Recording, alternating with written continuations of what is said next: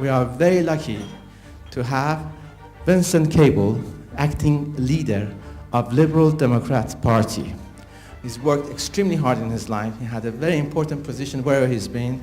And he's a very nice man, and he's very generous to be here to share his ideas with us and also to motivate us here.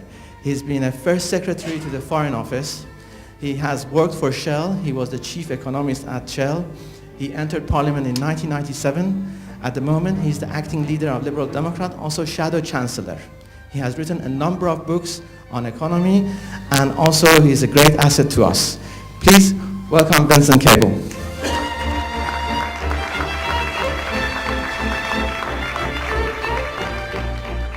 I feel it very flattered to be asked to speak to a group of this kind. I mean, the Iranian community is small, but distinguished, and it's a pleasure to speak to you.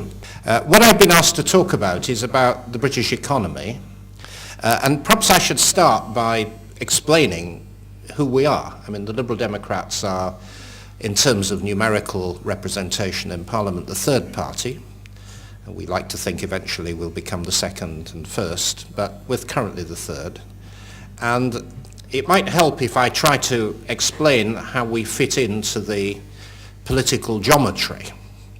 I think most people think of politics in terms of left and right, which is often helpful, but we're probably quite confusing in that respect. In some ways you could say we're quite a right-wing party because we believe in free enterprise and competition and entrepreneurship in that sense.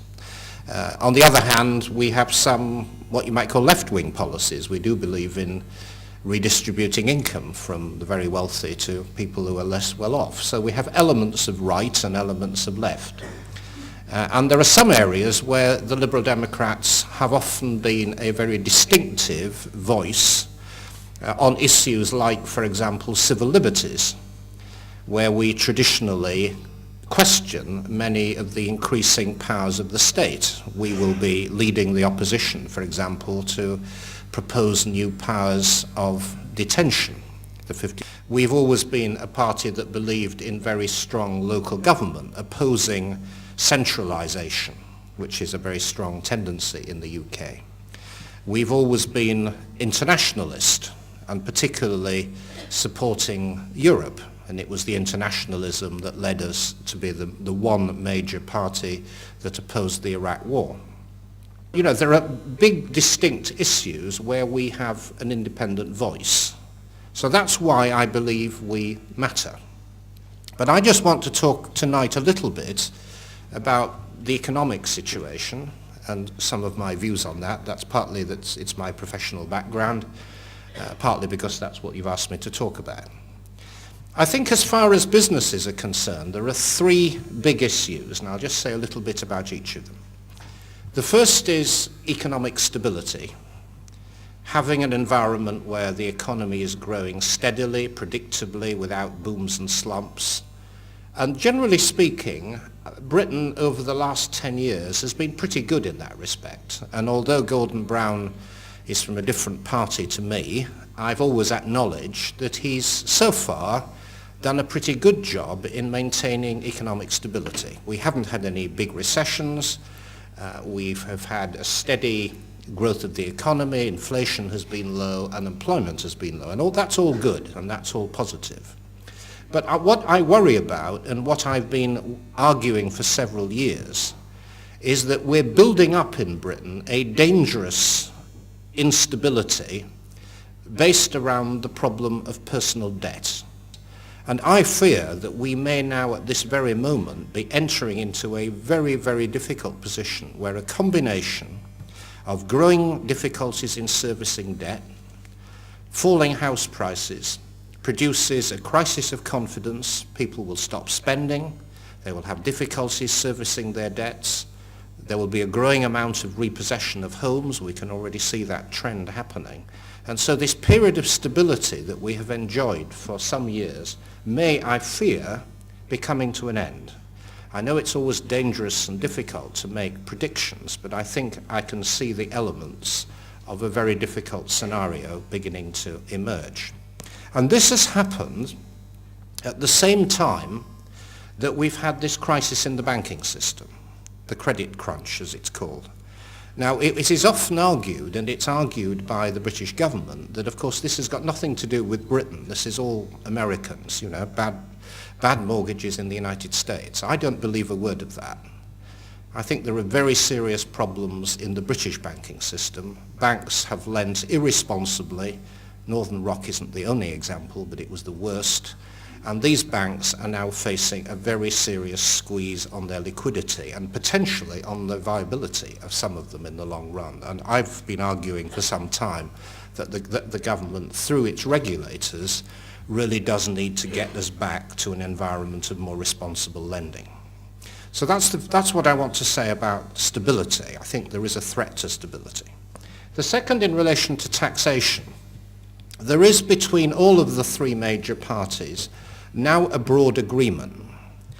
None of us are arguing for significantly higher levels of taxation. 10 years ago, I and my party said that we thought that Britain should have somewhat higher taxes because British public services were terribly underfunded. Well, those taxes have happened. They've already occurred. A lot of the money wasn't very well used, but it's happened. And we certainly don't believe that tax levels should go higher. Even the Conservatives are now broadly arguing that we should stay at roughly this level of taxation in the economy. We're all broadly at the same position.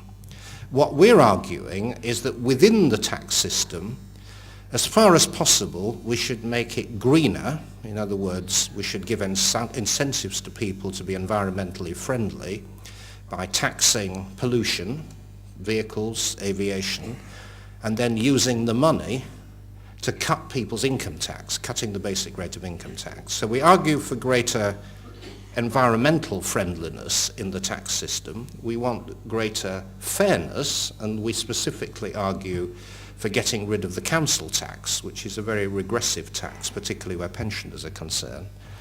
And also for a tax system that is simpler. It has become horribly complicated. The British tax system is, I think, now the most complicated tax system in the world outside of India.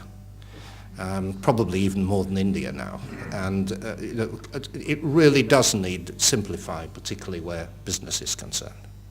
And the third area I'd want to speak about very briefly is regulation. Those of you who are in business always say, when I meet business groups, red tape, it's making it impossible for me to run my company.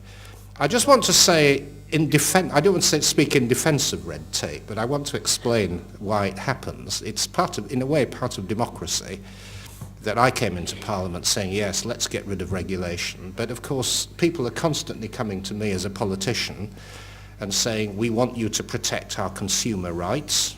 You know, we don't want to be ripped off by builders or banks, so you have to bring in regulation to protect us, protect the environment, protect workers' rights.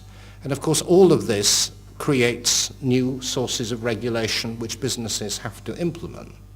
I mean, in my view, much of this regulation has gone too far. It's often introduced by governments with a lot of what we call gold plating, unnecessary detail. But nonetheless, I think it is important to understand that in a democratic system, all parties are under pressure to protect workers and the environment and the consumer, and that's where regulation comes from.